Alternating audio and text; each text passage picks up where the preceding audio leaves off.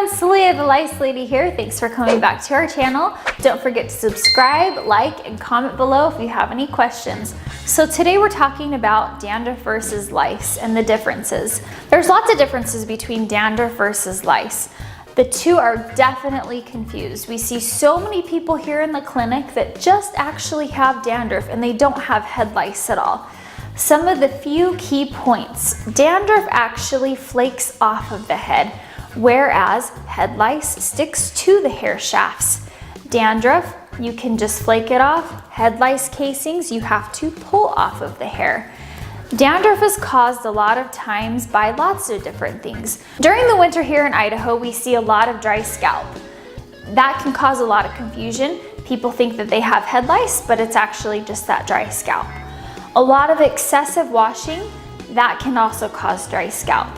Cause those dandruff flakes. People think that sometimes they actually have head lice when it's just excessive washing.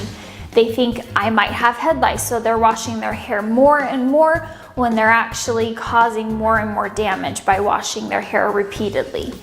Not to mention when you have dry scalp, it's gonna itch anyway, so people automatically associate that with head lice. Other things that can cause dry scalp, eczema, psoriasis, acne, those types of things. Of course, you need to consult your physician to even see if you have any of those. Something interesting that I've learned over the years that sometimes people might have dry skin or dandruff for, sometimes allergies can cause dry skin, make people itch a lot.